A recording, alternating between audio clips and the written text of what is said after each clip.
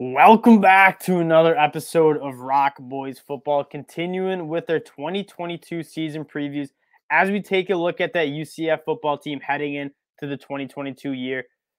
Absolutely buzzing off a great bowl game win against Florida. I don't normally read too much into those bowl games at the end of the year. I think they're fun for the players to get a little celebratory game for being bowl eligible. But that bowl game meant more. You could tell how the play, both sides, both Florida and UCF, they felt like that bowl game meant a lot. UCF absolutely brought the heat. And I think that momentum, you really want to look for that team to kind of continue that momentum heading into the 2022 season. Before we get into this UCF football team in 2022, I just want to say thank you guys for all the support you guys have shown the channel. I love talking ball, and you guys have shown absolutely awesome amount of support, liking the videos, subscribing to the channel, commenting below. If you guys do like the content, you do like talking ball, I encourage you and I would appreciate it if you guys subscribe to the channel. Without further ado, let's start talking some UCF football. At the quarterback spot, that's where we'll start. I thought Gus Malzahn did an absolutely great job. One of his better coaching jobs he's done in his whole career.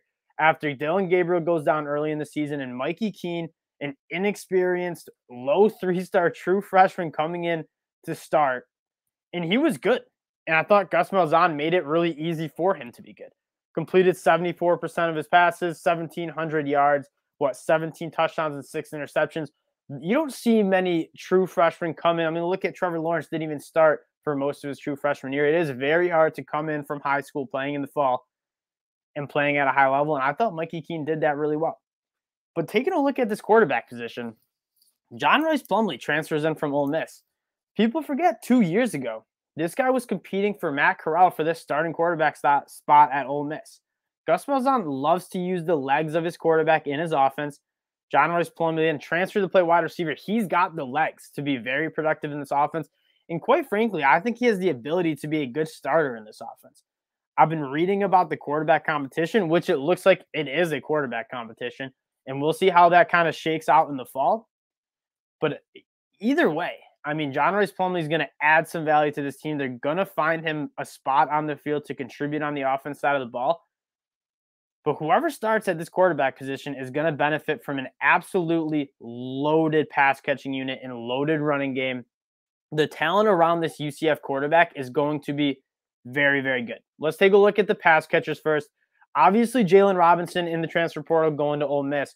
But you return Ryan O'Keefe, a guy who caught for 800 yards for you guys, was the primary receiver in that offense. I think he provides a kind of safety blanket for this offense. And then you provide two guys who have some serious juice to them. Kobe Hudson transferring in was a former top 120 recruit, 24/7 Sports, was the leading pass catcher for Auburn last year. He's gonna bring some playmaking ability. Then you bring in Javon Baker, who is academically ineligible, I believe, to join the Kentucky team. He's coming down to UCF. He's also a very, very talented kid from Alabama. I was hoping for him to kind of step up late last year with all those injuries to the Alabama wide receivers. Unfortunately, he didn't. But you know this guy has the talent. And so he's also going to be coming in. And that was a 3 really good wide receivers for UCF and Ryan O'Keefe, Kobe Hudson, and Javon Baker to provide some big playmaking. And then you got Kamari Gamble from University of Florida. He transfers in.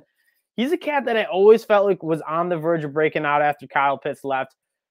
Unfortunately, that offense was just an absolute joke last year, and he couldn't really get over the hurdle. But he's also a very good player. This offense in general, after that bowl game win over Florida, like you could tell, I don't normally read into too many bowl game victories. That bowl game against Florida meant a lot to UCF. You could tell it meant a lot to both teams. And UCF absolutely brought the heat last year. Hopefully they ride that momentum a little bit into this 2022 season. Looking at the running back spot, one of my favorite running back rooms in the country because they balance each other out so well. You got Isaiah Bowser, who transferred back a couple of years ago from Northwestern. He's an absolute bruiser. I mean, really thick lower half, 230 pounds. He's not going to dance. He's just going to run right through your face. So he's not the most explosive guy, but he is a very, very hard runner, kind of the bell cow to the offense. Then you get a smaller guy, Johnny Richardson, 175 pounds soaking wet. Absolutely explosive. Averaged, 7 yards per carry last year. He's good out of the backfield. I hope he gets a few more touches this year after he's built up that frame. As much as I like Isaiah Bowser, good things happen when the ball was in Johnny Richardson's hands. And so I'm looking for him to get a little bit more touches heading into that 2022 season because he provides a lot of explosive playmaking. And as we talk about on this channel a lot, explosive plays are how your offense is good. It is very hard at the college level to maintain those 10, 12-yard drives and 12-play drives, and score touchdowns. What's easier to do is go 4 plays, 75 yards, and a touchdown, creating big, explosive plays. And Mark Anthony Richards is another guy that I don't want to ignore. I think he can also provide a little bit of juice to that offense. Look into the offensive line. A lot of guys are leaving, but you're also getting 2 tackles. And tackles through the transfer portal, like experienced, solid tackles in the transfer portal have been very, very hard to get. You get 2 guys, and Ryan Shmuba from Virginia, who played very well last year, and then Tylen Grable coming over from Jacksonville State. He's 6'7", 290 pounds, so a little slender frame, but he's a very good athlete. Hopefully those fill in the gaps a little bit on that offensive line. That is probably the biggest question mark you have for this UCF football team heading into 2022 on the offensive side of the ball. How well can they protect the quarterback? How well can they establish the run game? But having 2 veteran tackles transfer in will certainly ease those question marks. Let's take a look at the defensive side of the ball that I thought was pretty good, but they lose some guys that are it's going to be a little concerning. Starting up front, that's the first thing we do is look at that defensive line. How well can we create sacks, get in the backfield, create negative plays, create turnovers? That is how you have a good defense. You look at Georgia last year. For as many question marks as they had at the secondary spot, which they did, Kirby Smart on record saying we are concerned about our secondary, that defensive line pretty much covered up for all of it. You lose a guy like Big Cat Bryan. You lose a guy like Cam Good, who transfers to Michigan.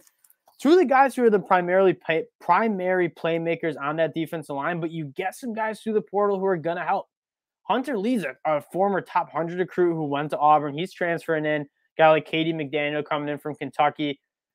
Hopefully one of those guys can step up and kind of be that guy to create pressures, tackles for loss, negative plays, turnovers. What guy in the defensive line is going to step up? This is where I need maybe your guys' help. Let me know below which guys you've been following closely. Who's going to step up? Because I love this team. I'm just looking for somebody to step up on that defensive line to provide a little juice there. At the linebacker spot, you lose a guy who's one of my favorite linebackers in the country, Tatum Bethune. Transfers over to Florida State. That's a tough loss. Really liked what I saw from him. I'm optimistic he's going to be very good for Florida State. You're returning a lot of guys that I'm happy, I'm excited about. Jeremiah Jean-Baptiste is a guy that flashed a little bit. We have 2 transfer linebackers. 2 young kids. This will be their second year playing college football. And Terence Lewis, a former top 20 recruit according to 24/7 Sports, bona fide 5-star talented kid, number 1 linebacker in the country, who went to Maryland's transferring in. And then Brandon Jennings, another guy who went to Maryland, then transferred to Kansas State, and now he's at UCF. He was another top, 110 recruit in the country. I know because I'm a Michigan guy, and I wanted him to come to Michigan. I thought he was coming to Michigan. Those are 2 guys that you got to be really excited about. Now they're young. And how quickly can they make an impact on this defense? That is to be determined. But what I can guarantee you is they're big, they're fast, and they're really, really physically talented. And so if you can get those guys coached up in the fall and summer, I think they can seriously make an impact on the defense side of the ball. And then looking at the secondary, this is where you have a lot of returning experience. This is the strongest unit on the defense from what I've seen on the film. A guy like Quadric Bullard, he's a second leading tackler on that team. He's very good. Devad Wilson, he's probably their best cornerback. And then Justin Hodges kind of playing that hybrid role. He's also very good. They have a lot of guys who are experienced. I believe they return pretty much every single guy I saw consistently playing last year is returning, which is very good, especially in the secondary unit where I feel like that chemistry, where that gel, where that experience is the most important on the defense side of the ball. And so I like this defense. I think they're young and they have some question marks at some aspects, but they're also really talented. And they bring in some transfers who are really talented. The recipe, I think, for UCF is I think their offense is going to be really good. I mean, the talent they have around whoever's going to be starting at quarterback is great. I'm not as concerned about the offensive line because I know the transfers coming in, especially Ryan Shmuba from Virginia. He's really, really good. I don't have as many question marks on the offensive line, but those playmakers on the offensive side of the ball are absolutely explosive. They're good. And then on defense, you don't want them to lose the game. I don't know if this will be the best defense you've seen at UCF. It's not going to be a top 20 defense in the country. But you don't want them to be super leaky. You want to be able to get some stops, get off the field, and let that offense cook. Now, let's take a look at their schedule. We do this at the end of every summer preview or season preview, I should say. Wins and losses, DraftKings has them at 8.5. UCF is my pick to, I think, win the AAC this year. I'm really, really excited. We're gonna stop the share here, and we're gonna take a look at their schedule.